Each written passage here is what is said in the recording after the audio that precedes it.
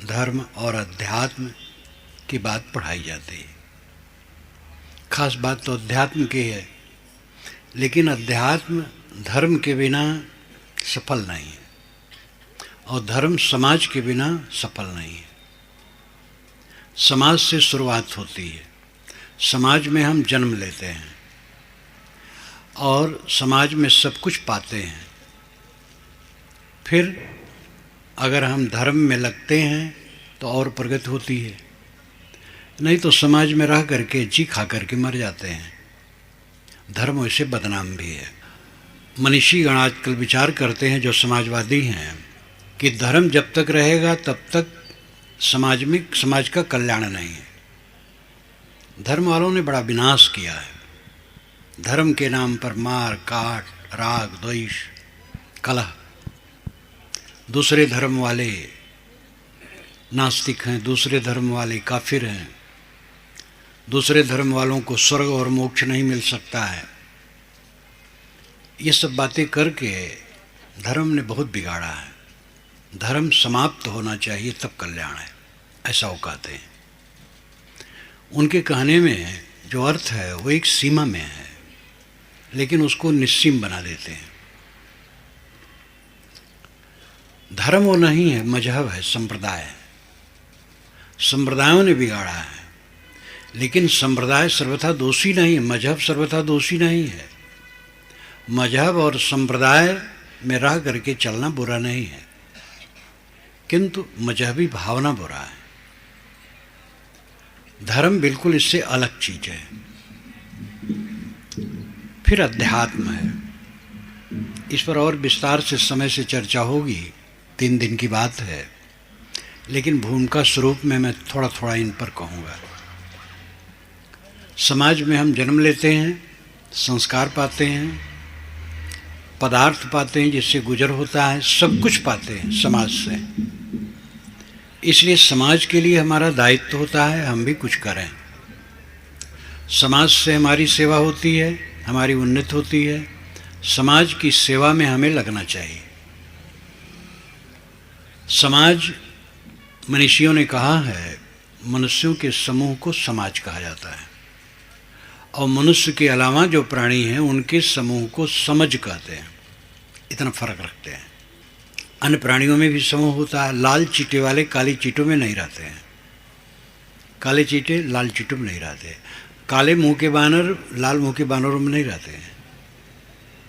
कौवा कौवा रहेंगे वहाँ, उस पर बगुला उसमें नहीं रहेंगे। तो अन्य प्राणियों में भी सामूहिकता है, लेकिन वहाँ ज्ञान विज्ञान का विस्तार नहीं है। आध्यात्मिक बोध तो संभव ही नहीं है, मानव शरीर में संभव है। पहली शर्त है कि हम मानव को मानव की निगाह से देखें। लेकिन अभिशाप ऐसा है कि हम मानव को मानव की निगाह से नहीं देखते हैं। एक विश्वविद्यालय में जब एक बच्चा नाम लिखाने गया तो उसने पूछा नाम लिखने वालों ने, जाति क्या है? कहे मनुष्य। कहे नहीं, बताइए कि जाति क्या है? तो कहे जाति हमारा मनुष्य और कोई जाति नहीं है। विश्वविद्यालय के विद्वान अगर इसको नहीं समझे तो कौन समझेगा? जाति शब्द का अर्थ क्या है? जाति शब्द संस्कृत भाषा का है और उसका अर्थ होता है पैदा होना। जात पैदा हुआ, जाति पैदा होना। घोड़ी से और ऊंट से बच्चे नहीं होते, इसलिए उनकी जातियां अलग हैं। गाय से और भैंसे से बच्चे नहीं होते, इसलिए उनकी जातियां अलग हैं। लेकिन इस भूमंडल के किसी कोने के नर और किसी कोने की नारी से बच्चे होते हैं। तो 2 जात कहाँ हैं? मानव की तो एक जात है। समाजशास्त्रियों ने 3 महाप्रजातियों का निर्धारण किया है, यूरोपाव, मंगोलाव, निग्रोसम। गोरे रंग लेकर के होते उनको यूरोपाव में कहा जाता है। भारत के लोग यूरोपाव में आते हैं। काले लोग होते हैं उनको निग्रोसम कहा जाता है, और लाल रंग के लेकर के होते हैं उनको मंगोलाव कहते हैं। लेकिन ये रंग जलवायु के कारण है। एक ही देश में निरंतर खेत में काम करने वाले धीरे धीरे उनकी पीढ़ी सांवली हो जाती है, और घरों में रहते रहते उनका रंग कुछ गोरा हो जाता है। तो गोरा और काला में कुछ फर्क नहीं है। हमारे परम प्यारे श्री राम और श्री कृष्ण श्याम और घन श्याम थे। अयोध्या के पास एक पंडित जी ने मुझसे कहा था, महाराज आप जात नहीं मानते, जस कैसे नहीं होते? ब्राह्मण के लक्षण हैं, गोरे होते हैं, शूद्र काले होते हैं। तो मैंने कहा कि शूद्रों में भी गोरे होते हैं, कहे वो ब्राह्मणों के अंश हैं। तो मैंने कहा ब्राह्मणों में जो काले हो किसके अंश हैं? तो बेचारे बहुत कटे, कहे महाराज क्षमा कीजिए मैंने गलती की। मैंने कहा हमारे राम और कृष्ण ही श्याम और घन श्याम में हैं, तो क्या उनको हम टाट से बाहर कर देंगे? बहुत शर्माए बेचारे, होशवास में लोग नहीं हैं। अच्छे अच्छे पंडित कहते हैं कि हम वेद को मानते हैं, हम वैदिक हैं, हम छूत कैसे नहीं मानेंगे और वर्ण कैसे नहीं मानेंगे? चारों वेदों में एक पंक्ति कहीं नहीं लिखा है कि मनुष्य छूत होता है कोई वर्ग का, कहीं नहीं लिखा है। चारों वेदों में कहीं नहीं लिखा है। अमुक जात के लोग बड़े होते सब कहीं नहीं लिखा है। मनुर्भव जनया दिव्यम जन्म, ये वेद के मंत्र का अंश है, ऋग्वेद के मंत्र का। मनुष्य बनो और अच्छा जन समाज पैदा करो, ये लिखा है। कबीर साहब वही डंका पीटते हैं। कबीर साहब को आज से 500 वर्ष पूर्व यह खला था कि इंसान को इंसान की दृष्टि से नहीं देखा जाता है, झूठी जाति और वर्ण की दृष्टि से देखा जाता है। एक आदमी से पूछा जाता तुम्हारा क्या नाम? अगर वो कहे रामचंद्र तिवारी तो ऊंचा है, रामचंद्र सिंह कहे तो नीचा है, और रामचंद्र गुप्त कहे तो और नीचा है, रामचंद्र वर्मा कहे तो और नीचा है, यादव कहे तो और नीचा है, पासी कहे तो और नीचा है। ये हमारे मन का कोड है। वेदव्यास धीवरी के बच्चे थे, उनके पिता पराशर भंगिन के बच्चे थे। शोपाकस्य पराशरा, श्वान पका करके खाने वाली एक मेहतरानी से पराशर हुए थे, और पराशर के पुत्र व्यास थे। और वेदव्यास जैसा विद्वान महापंडित, वेदव्यास का नाम लेते ही मन श्रद्धा से भर जाता है। वशिष्ठ जी सूर्यवंशी के गुरु, उतास मैत्रा वणु वशिष्ठ उर्वश्या, ऋग्वेद का मंत्र है। मित्र वरुण और उर्वशी अप्सरा से पैदा हुए हैं। मित्र और वरुण दो पिता से कोई पैदा होता है? एक पिता से होता है। लेकिन अप्सरा या वेश्या वो किसी से बधी नहीं रहती है, दोनों जगह निमंत्रित रहती थी। मित्र यहाँ भी, वरुण यहाँ भी। उसी बीच में गर्भ रहा, वशिष्ठ पैदा हुए। वो बता नहीं सकी कि हमारा गर्भ मित्र से है कि वरुण से है। तो ऋषि ने कहा उतास मैत्रा वरुण वशिष्ठ उर्वश्या, मित्र वरुण और उर्वशी से वशिष्ठ पैदा हुए। अगर ये अर्थ माना जाए तो यही अर्थ है। और बृहद देवता नाम का जो ग्रंथ है वेदों का, उसमें भी यही अर्थ है, और वैदिक परंपरा में भी यही अर्थ माना जाता है। भिन्न अर्थ भी हो सकता है, उसका भी पक्ष मैं मानता हूँ, लेकिन अगर ये अर्थ माना जाए तो यही अर्थ है।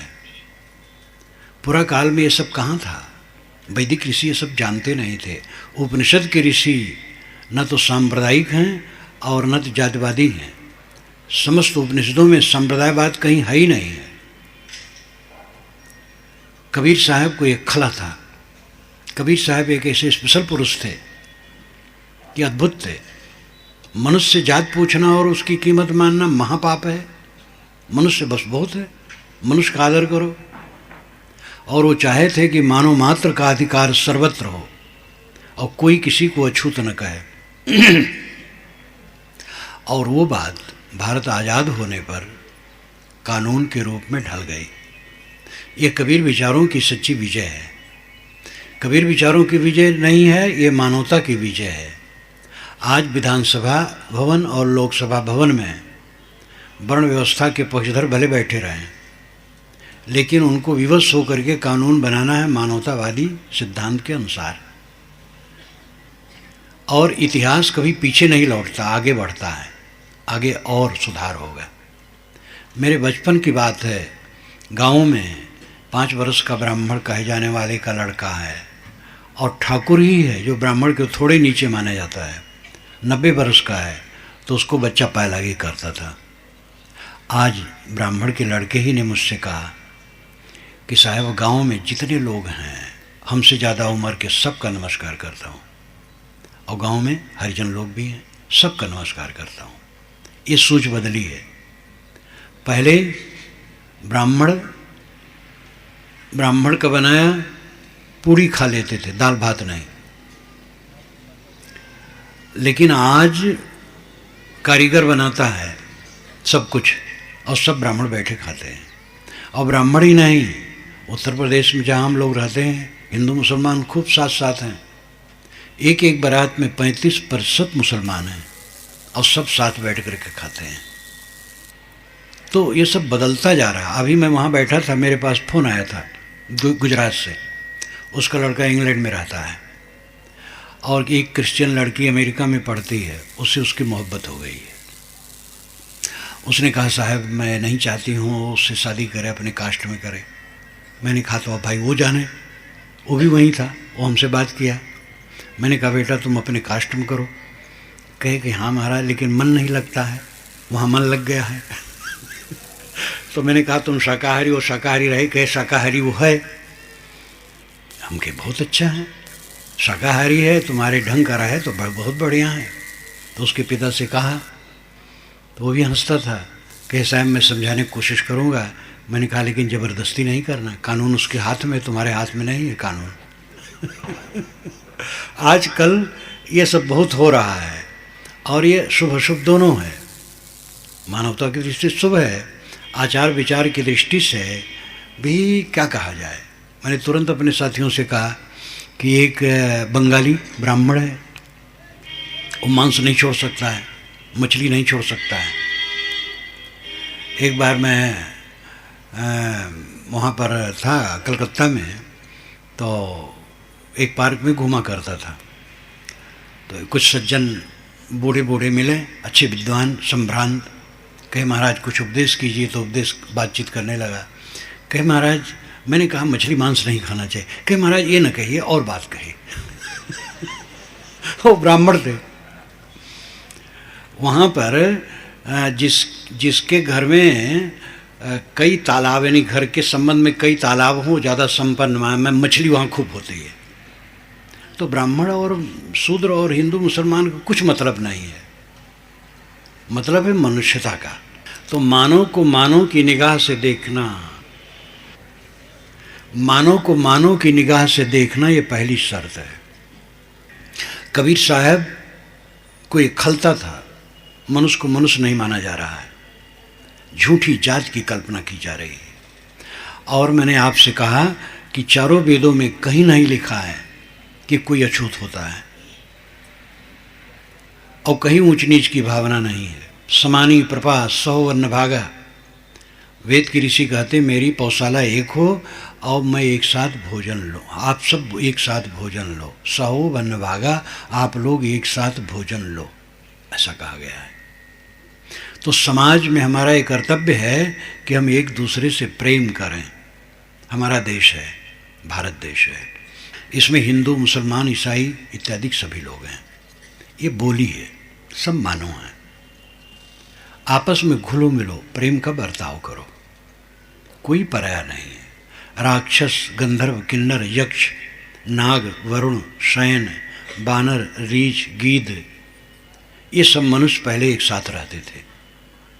बानर, हनुमान जी बानर नहीं थे, पूंछ वाले बानर होते तो राम से बातचीत करते।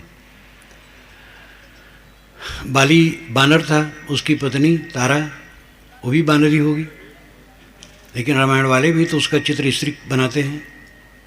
बानरी क्यों नहीं बनाते हैं? बानरी चूचू कर सकते हैं, मनुष्य की भाषा बोल सकते हैं। ये बानर चिन्ह रखते थे, टॉटम गण चिन्ह इनका यही था, इसलिए उनको बानर गोत्री कहा जाता था। जामवंत भालू गोत्री थे। नागवंशी लोग बहुत सुसभ्य होते थे। नागवंशी महाभारत में आता है, नागवंशी बहुत उच्च होते हैं। वो सांप नहीं थे, नाग का चिन्ह रखते थे। राक्षस का मतलब कोई भयंकर जीव नहीं, दुराचारी नहीं, राक्षस पुत्री और ब्राह्मण पुत्र के संबंध से रावण पैदा हुए थे। इसलिए ब्रह्म रक्षसाम वाल्मीकि रामायण में रावण के लिए आता है। ब्रह्म रक्षसाम, ब्राह्मण राक्षस दोनों। राक्षस शब्द आज भयंकर हो गया है, असुर और सुर। वेदों में असुर शब्द है, सुर शब्द नहीं है। और असुर शब्द 105 बार ऋग्वेद में आता है, उसमें 15 बार घृणा के लिए है और 90 बार आदर सूचक है। असु कहते हैं प्राण को और असुर कहते हैं प्राणवान को, बलवान को। श्री कृष्ण का नाम आया है ऋग्वेद में 3रे मंडल में, वहाँ उनको असुर कहा गया है क्योंकि वो बलवान है। एक जगह राम नाम भी आया है, लेकिन वो निर्णय नहीं है कि दाशरथी राम है। पृथ वेन दुसीम असुर राम, धनवार राजा है। तो असुर नाम बलवान, ये सब साथ साथ रहते थे। और राक्षस की लड़की, असुर की लड़की, आज का लड़का या उनकी लड़की, उनका लड़का, सब विवाह शादी होता था और आपस में प्रेम से रहते थे और लड़ाई भी करते थे। ब्राह्मण ब्राह्मण को ठगता नहीं है, बनिया बनिया को धोखा नहीं देता है, मुसलमान मुसलमान को छुरी नहीं भोंकता है। काम क्रोध लोभ मोह जीतने से कल्याण है, वर्ग विद्वेष उठाने से कल्याण नहीं है। अगर हमें अपने देश को स्वतंत्र और सुखी रखना है तो समझना है कि भारत के जितने बच्चे हैं भारत माँ के बच्चे हैं, उनसे प्रेम करना है, प्रेम सिखाना है, घुलना मिलना है, एक साथ घुलो मिलो और जिनकी रुचि हो विवाह शादी भी करें। अंतर्जातीय शादी सरकार ने स्वीकारा ही है। मुझसे पूछो तो मैं इससे निष्पक्ष रहता हूँ, मैं ये नहीं कहता इससे करो, क्योंकि आप लोगों का विषय है। एक लड़के ने मुझसे पूछा था, विश्वविद्यालय के लड़के ने, कि महाराज आप अंतर्जातीय शादी मानते हैं कि नहीं? तो मैंने कहा मैं शादी ही नहीं मानता हूँ। तो उस शादी के चक्कर में क्यों पड़ो, तुम लोग जानो। तो अंतर्जातीय शादी में अपनी एक समस्या भी है और एक समाधान भी है। हर काम ऐसा होता है, नदी चलती तो कहीं काटती कहीं पाटती है, कुछ बनता है कुछ बिगड़ता है। लेकिन कुल मिलाकर के ये जरूरी है कि समस्त भारतवासी प्रेम से रहें, आपस में कलह करके न रहें। धर्म हिंदू नहीं है, धर्म मुसलमान नहीं, धर्म ईसाई यहूदी नहीं, धर्म जैन बौद्ध नहीं है, ये सब संप्रदाय हैं। हिंदू तो संप्रदाय नहीं, हिंदू समाज है, क्योंकि हिंदू एक सागर की तरह है और इसमें बहुत संप्रदाय हैं। हिंदू समाज में बहुत संप्रदाय हैं। मुसलमान संप्रदाय है, ईसाईयत संप्रदाय है, बौद्ध जैन संप्रदाय है, कबीरपंथ संप्रदाय, सब संप्रदाय हैं। संप्रदाय उसे कहते हैं जो किसी देश और काल में निर्मित हो, परिवर्तित हो और मिट भी जाए। धर्म उसे कहते हैं जो देश और काल की सीमा से परे हो, वही सनातन धर्म है। सनातन धर्म की एक परिभाषा है कि जो वर्ण व्यवस्था माने, रामकृष्ण को अवतार माने, गंगा जमुना नदियों को पवित्र माने, गौरी गणेश की पूजा करे और घर में तुलसी का वृक्ष रखे, वो सनातन धर्म ही है। ऐसे कुछ मान लेते हैं, ये सनातन धर्म नहीं है। ये अपने धर्म कहने से अपनी सीमा में सनातन धर्म का अर्थ हो सकता है। सनातन धर्म वह है जो अनादि अनंत हो। सनातन का अर्थ ही है नित्य।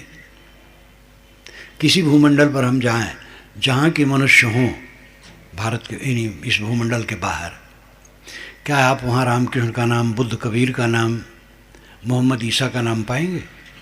क्या वहाँ वेद कुरान बाइबिल पाएंगे? क्या वहाँ राम रहीम की चर्चा पाएंगे? गणेश हनुमान कहीं पाएंगे? कुछ नहीं पाएंगे। वहाँ अपने ढंग से कुछ होगा, क्योंकि ये सब सीमित चीज़ें हैं। निस्सीम है संयम और शील। अपने पर संयम और दूसरे के लिए शील का बर्ताव, ये धर्म है और ये सनातन धर्म है, नित्य धर्म है। सीमा, देश की सीमा और काल की सीमा जिसमें ना हो, किसी देश में और किसी काल में जो लागू हो, वो संयम और शील है। नमाज हिंदू नहीं पढ़ते हैं और राम राम संकीर्तन मुसलमान नहीं करते हैं।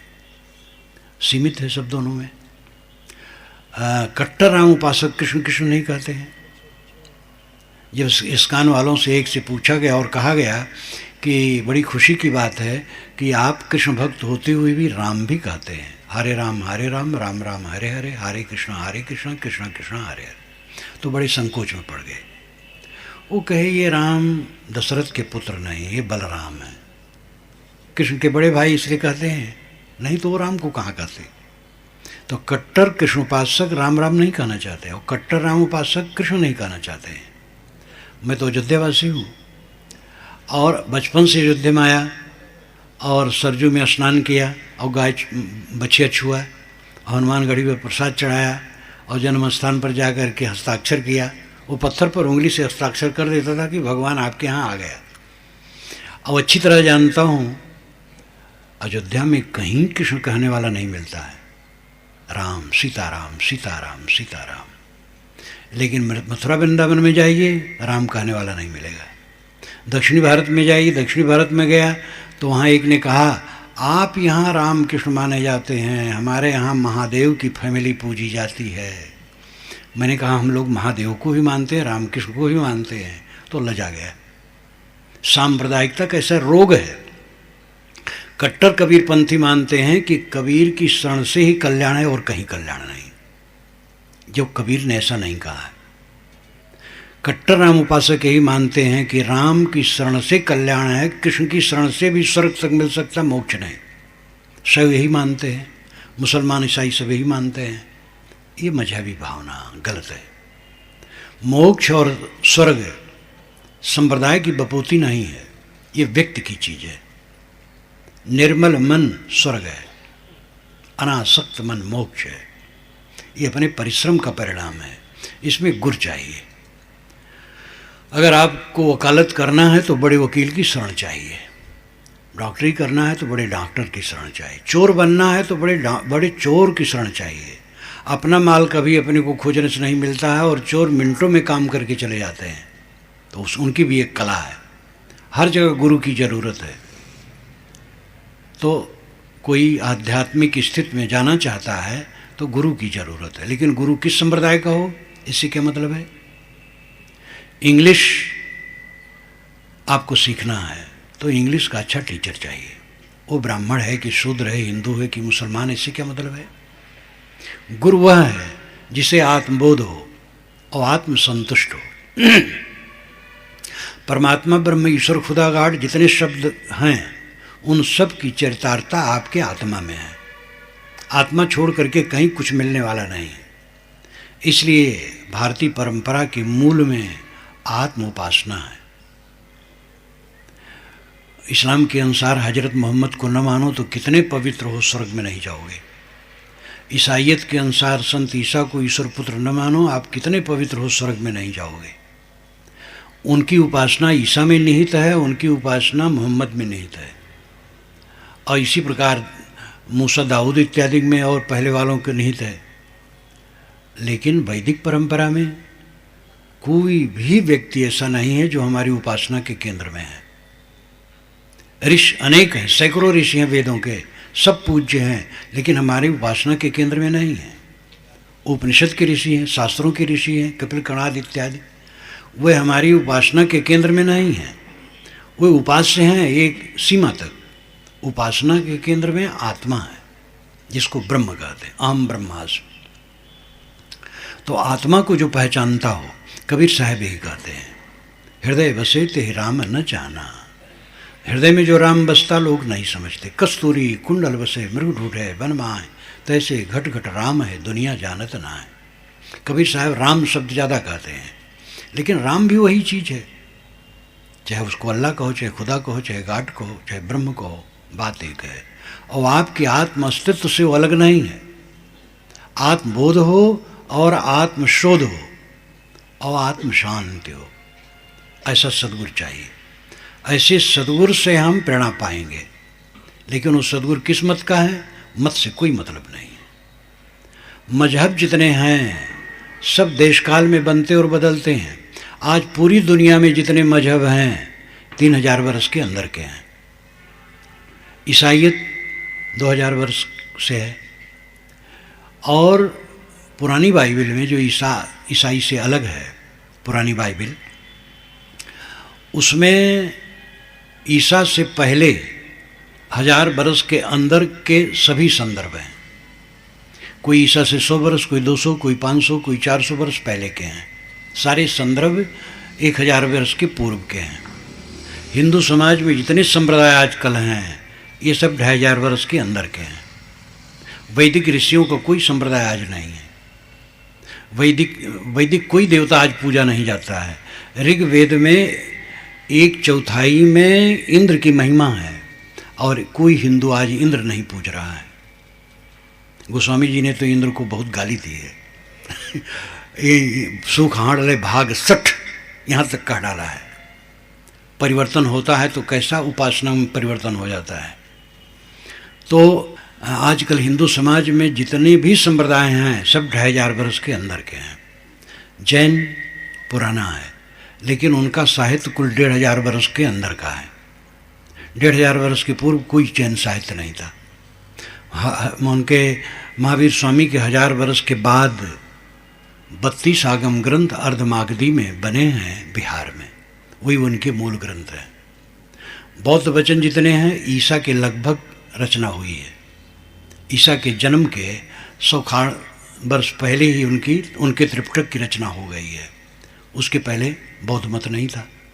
हिंदू शब्द चारों वेदों में नहीं है, समस्त वैदिक साहित्य में नहीं है और उपनिषदों में नहीं है, 6 शास्त्रों में नहीं है, महाभारत रामायण में भी नहीं है, पुराणों में है। ईरान वालों ने सिंध नदी को हिंद नदी कहा, इस देश को हिंद देश, यहाँ के लोगों को हिंदू, तब से हिंदू शब्द प्रचलित हुआ।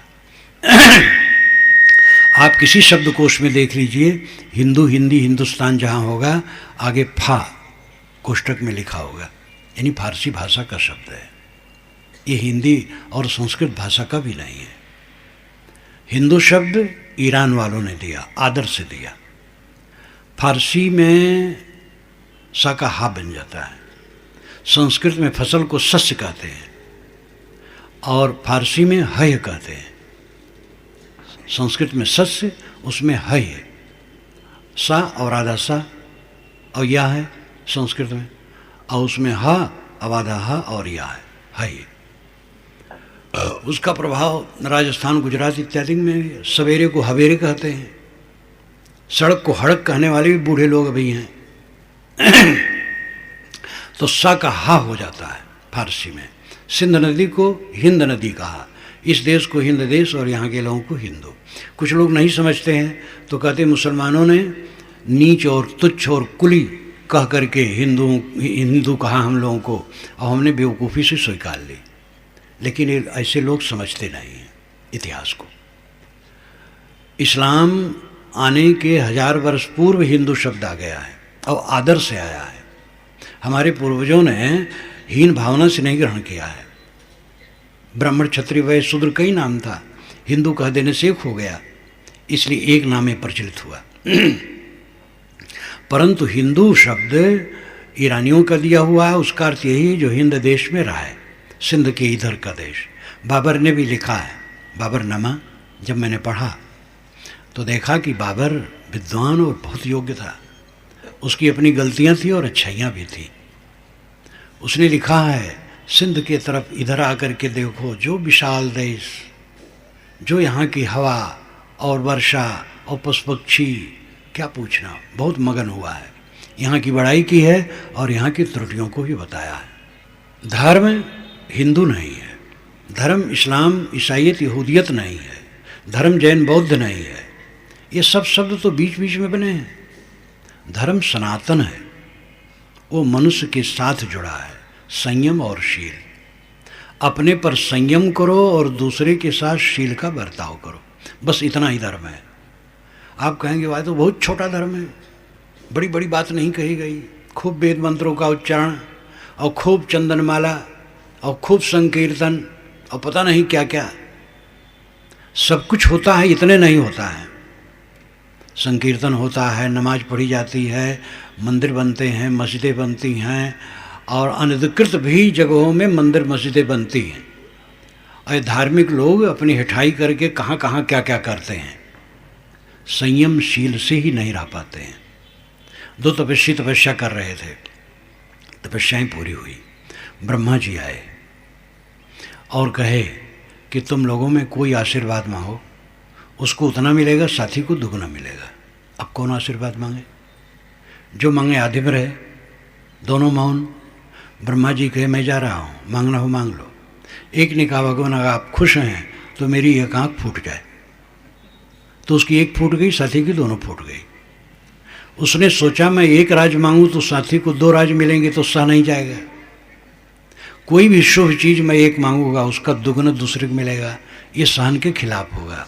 मेरी एक आँख फूट जाएगी तो एक आँख से काम चल जाएगा और दूसरा तो जीवन से महरूम हो जाएगा। ये तपस्वी की लीला है, अपनी एक आँख फोड़वा करके साथी के दोनों आँखों को फोड़वा देने के तैयार है। तो बाहर का काम तो बहुत होता है, खूब राम धुन चल रही है और खूब नमाज पढ़ी जा रही है और खूब मंदिर मस्जिद बन रहे हैं और खूब हल्ला किया जा रहा है हमारा धर्म खतरे में है। धर्म खतरे में धार्मिक लोग डालते हैं। धर्म का खतरा है धार्मिकों से है, जो 2 चेहरा इनके हैं। संयम और शील धर्म है, अपने पर कंट्रोल और दूसरे के लिए करुणा, शील, मोहब्बत, प्रेम का बर्ताव, विनयी हो जाओ, अपने को कोमल बना लो। संत लाओ त्से चीन के संत हैं 2500 वर्ष पूर्व, उनकी मात्र एक पुस्तक है ताओ ते चिंग, चीनी भाषा में। ताओ विश्व नियम, ते सद्गुण, चिंग पुस्तक। विश्व नियम और सद्गुण की पुस्तक एकदम वैज्ञानिक, उस पर भाष्य यहाँ पर आपको मिलेगा, देखेंगे। उन्होंने कहा है पानी सबसे नीचे जाता है और सबको पोषण देता है। तुम ऐसे बनो, सबसे विनम्र हो जाओ, सबकी सेवा करो। धर्म है संयम और शील। अल्लाह राम जियो तेरी नाई। साहब कहते अल्लाह राम में झगड़ा नहीं है, झगड़ा तुम्हारे हृदय की बुराई है। धर्म की जरूरत है, लेकिन समाजवादी लोग धर्म से चिढ़ते हैं। कहते धर्म जब नष्ट होगा तभी समाज का कल्याण होगा। ये मंदिर मस्जिद का झगड़ा, अल्लाह राम का झगड़ा, हिंदू मुसलमान का झगड़ा, और शैव शाक्त का झगड़ा, शैव वैष्णव का झगड़ा, सिया सुन्नी का झगड़ा, और इसी प्रकार रोमन कैथोलिक प्रोटेस्टेंट का झगड़ा, ये धर्म समाप्त होगा तभी मनुष्य मनुष्य बनेगा। लेकिन वे एकांगी बात करते हैं। धर्म ये सब नहीं है, ये सब मजहब है। और ये जैसे जातिवादी जहर भावना है वैसे मजहबवादी जहर भावना है। हम ऊंच जाति के हैं, भगवान के मुंह से ब्राह्मण पैदा हुए हैं, सब तो एक द्वार से पैदा हुए हैं। कबीर साहब कहते हैं कि तहिया हम तुम एके लोहू एके प्राण व्यापे मोहू, एके जनी जना संसारा कौन ज्ञान ते भयो ने नारा। हम तुम एक ही द्वार से आए हैं, कौन किस ज्ञान से तुम अलग बन रहे हो। ब्राह्मणों से मुखमासीत बाहु राजन्य कृता है उरु तदस यद वैश्य पदभ्याम शूद्रो अजायत। ये ऋग्वेद के पुरुष सूक्त का मंत्र है। इसका वैज्ञानिक अर्थ है ब्राह्मण मुख था, इसका सीधा अर्थ होता है ब्राह्मणों अस मुखमासीत। उस पुरुष का मुख ब्राह्मण था और हाथ छत्री और उर यानी जंघा वैश्य और पदभ्याम शूद्रो अजायत, पैर से शूद्र पैदा हुआ। मुख के पास ही ज्ञान की इंद्रियां, आँख नाक कान और मस्तिष्क भंडार ज्ञान का, ये सब ज्ञान प्रधान मुख है। जो ज्ञान प्रधान हो ब्राह्मण है। सारे शरीर में हम कपड़ा पहनते, मुख में नहीं, और मुख ज़्यादा चमकता है। जो कष्ट सहिष्णु हो और प्रशांत हो वो ब्राह्मण है। कहीं हम जाते सिर झुकाते हैं, जो विनयी हो वो ब्राह्मण है। इस प्रकार ब्राह्मणों से मुखमासी। मुख खाता है, केवल अपने लिए नहीं पूरे शरीर के लिए खाता है। जो परोपकारी वो ब्राह्मण है।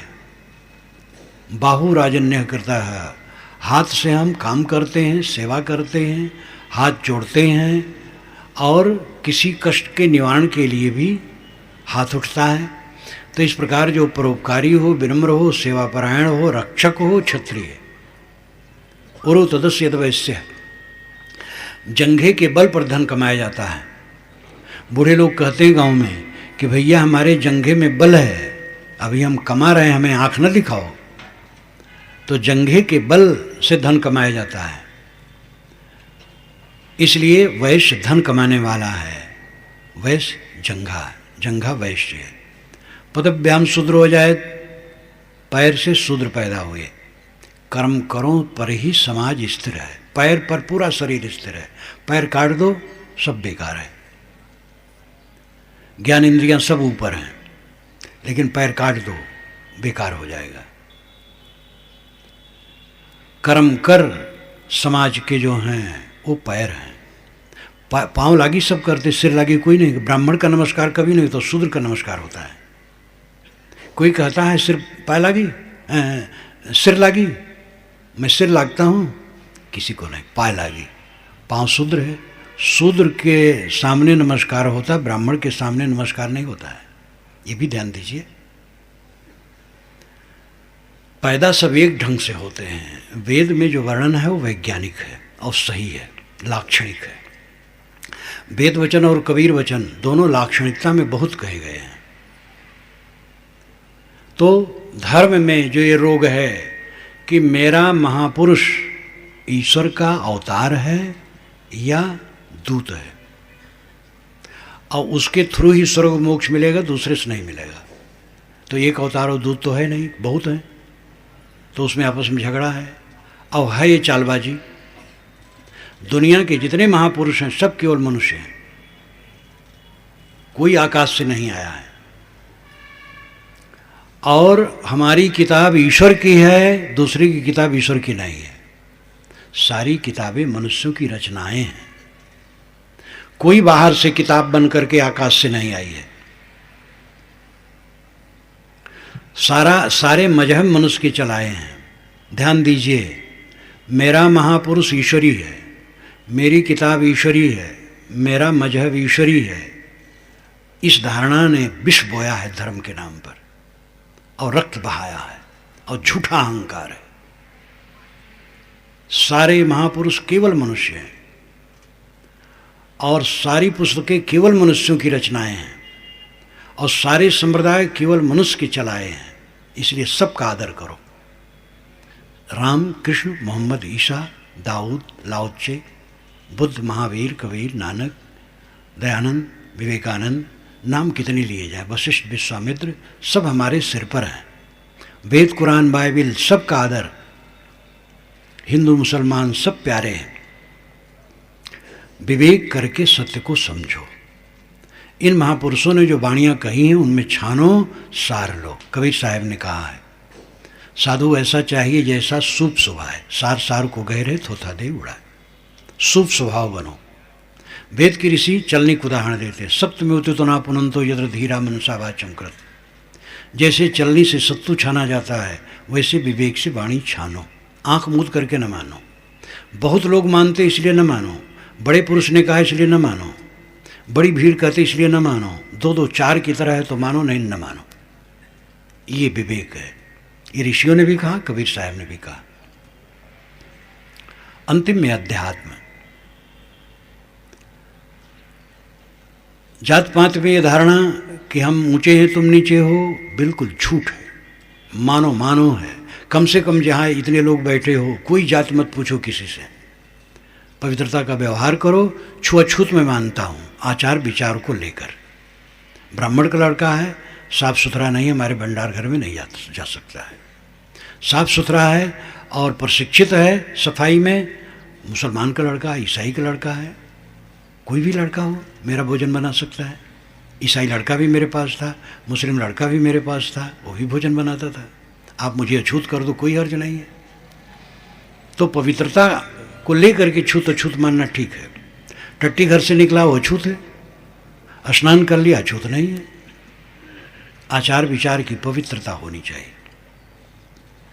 अध्यात्म, अधिआत्म, दो शब्दों के मिलकर के अध्यात्म शब्द बनता है। अधिनाम आधार। आत्मा जिसका आधार हो वो अध्यात्म है। शरीर, इंद्रिय, मन, इसका आधार आत्मा है। इसलिए पूरा व्यक्तित्व आपका अध्यात्म है। बहुत धन मिला, बड़ा पद मिला और बड़ा ऐश्वर्य मिला, बड़ा नाम हुआ, अपने को न जाना, आत्म शांति न हुई, कुछ नहीं हुआ। सब कुछ पानी की तरफ बह जाता है। लाओ त्से ने कहा है, अकिंचनता, असमर्थता, अकेलापन अंत में आना है।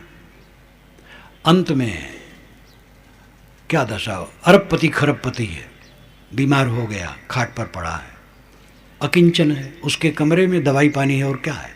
अरबों की संपत्ति बाहर फैली रहे, उसके पास कुछ नहीं, दवाई पानी है। असमर्थ है, उठ बैठ नहीं सकता है। अकेला है, अकेला पड़ा है, नौकर खड़ा बैठा होगा बस। देखो कितने प्यारे अटल जी हमारे राजनेता, आज वह दिल्ली में कमरे में पड़े हैं, कोई साथ में नहीं, बस सेवा करने वाला कुछ कर दिया, मिलने जुलने वाले भी कम हैं। ये दशा आई जो अभी कई वर्षों तक उन्होंने देश विदेश में दौरा किया, प्रधानमंत्री थे, शुरू से ही वो बहुत प्यारे थे, अपनी पार्टी के नहीं दूसरी पार्टी भी प्यारे थे। लेकिन अंतिम दशा ये है, और मजबूरी है, सब पर आना है, कोई बच नहीं सकता है। इसलिए जो हम समझते हैं कि धन पा करके हम सफल हो गए, विद्वान होके सफल हो गए, पद पाके सफल हो गए, महात्मा बन करके, मंडलेश्वर बन करके सफल हो गए, जगत गुरु बन के सफल हो गए, ये सब धोखे में है। ऋषियों ने कभी अपने को महामंडलेश्वर और जगत गुरु नहीं कहा है। चारों वेदों में, 6 शास्त्रों में, समस्त उपनिषदों में जगत गुरु शब्द नहीं है। ये फैशन आजकल चला है कुछ वर्षों से, और सब में ये रोग हो गया। कबीर पंथ में भी रोग आचार्य का है, और कबीर आचार्य नहीं है, और पीछे आचार्य होने की इसी धमा चौकड़ी है कि हम बड़े, जगत गुरु मुकदमा चलते हैं। अब जज कहेगा तब ये जगत गुरु होंगे। ऋषि महर्षि सब सिपाही थे, विश्वामित्र, वशिष्ठ, कणाद, कपिल, जैमिनी, बादरायण, प्रवाहण, जयवली, ये सब ऋषि सीधा सीधा नाम है। नारद, सनत कुमार, कबीर, अपने कबीर कहते या कबीर दास कहते हैं, और कहीं कहीं कहते हैं कहीं कबीर दासन के दास। और कबीर पंथ में आजकल ओह लंबा लंबा नाम, जगत गुरुओं का नाम तो इतना छपता है कि समझ में नहीं आता असली नाम क्या है। ये सब दिखावा, अध्यात्म लुट गया, ये कुछ काम करेगा नहीं, न जगत गुरु पद काम करेगा, न कोई पद काम करेगा। जीवन की सफलता है आत्म तृप्ति, आत्म संतोष, कलह रहित मन, क्लेश रहित मन, नींद खुले, मन में क्लेश नहीं है, बैर नहीं है, मोह नहीं है, खिंचाव नहीं है, शांत चित्त है। दिन भर अपना व्यवहार का काम करो, मनन चिंतन भी करो, ध्यान चिंतन भी करो, रात में सोने चलो, कोई क्लेश ना हो, नींद आ जाए, सुख से सोएं, सुख से जागें, सुख से जिएं, सुख से मरें। ये जीवन की सफलता है, और ये आध्यात्मिक उन्नति में संभव है। आत्मा को पहचानें, आत्मा को शोधें, और अपनी आत्मा में स्थित हो। इस पर और विस्तार से इन 3 दिनों में चर्चा होती रहेगी। 12 बजे तक होना था, लेकिन देर से हुई, पहले दिन ऐसा होता ही है, तो मुझे बताया गया कि 12:30 बजे तक कहना चाहिए, इसलिए मैं आधा घंटा और बढ़ा के कह रहा हूँ। वैसे मैं टाइम से ही बंद करता हूँ, लेकिन जब इस प्रकार कहा गया तो मैं इसको बढ़ाया। तो आप लोगों के सामने मैंने कहा कि समाज, धर्म और अध्यात्म, ये 3 बातें हैं। 3 की शिक्षा के लिए ये स्कूल है। स्कूल को हो चाहे विश्वविद्यालय को। यहाँ वकालत की पढ़ाई नहीं, यहाँ डॉक्टरी की पढ़ाई नहीं, कृषि विज्ञान की पढ़ाई नहीं, पदार्थ विज्ञान की पढ़ाई नहीं, यहाँ समाज, धर्म और अध्यात्म की पढ़ाई है। यहाँ मुख्य अध्यात्म। धर्म बदनाम करने योग्य नहीं है। धर्म को बदनाम किया गया है बिना समझे। धर्म निरपेक्ष राज्य का कुछ अर्थ नहीं होता है। संप्रदाय निरपेक्ष कह सकते, धर्म निरपेक्ष नहीं। धर्म निरपेक्ष का मतलब है जिसमें धर्म की कोई जरूरत नहीं। धर्म के बिना तो कैसे कल्याण होगा।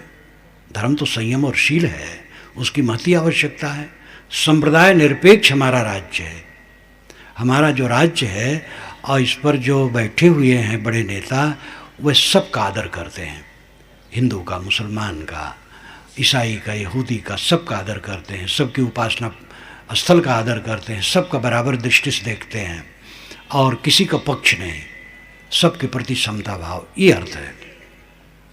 तो धर्म निरपेक्ष इसीलिए कहा गया कि मजहब को धर्म कहा गया। सबसे बड़ी भूल यही है। और ये प्रचलन पहले से भी है। नाना धर्माणम पृथ्वी यथोक्षम, ये वेद में भी आया है। नाना धर्माणम, नाना धर्म में चलने वाले, और बहुधा विवाचसम, बहुत भाषा बोलने वाले। अय पृथ्वी माता, पृथ्वी सूक्त में आता है, अय पृथ्वी माता, जैसे नाना संप्रदाय में चलने वाले और नाना मजहब में चलने वाले, नाना भाषा बोलने वाले सबको तुम अपने में रखती हो, वैसे हम बने हैं। तो हमारे ऋषि कहते हैं सबको आदर दो, नाना संप्रदाय में चलने वाले सबको आदर दो, नाना भाषा बोलने वाले सबको आदर दो। तो वेद में भी आता है नाना धर्माणम, कहना चाहिए नाना संप्रदायम, लेकिन वहाँ भी ये प्रचलन था। तो इसलिए संप्रदायों को धर्म कहने का प्रचलन पहले भी था, परंतु धर्म संप्रदाय के भेद को समझना चाहिए। धर्म सनातन है जो संयम और शील है, और संप्रदाय बनते हैं, बदलते हैं, नष्ट होते हैं, लुप्त होते हैं, फिर नए बनते हैं। और कोई संप्रदाय सत्य का एकाधिकारी ठेकेदार नहीं है। सत्य सबके अंदर में है।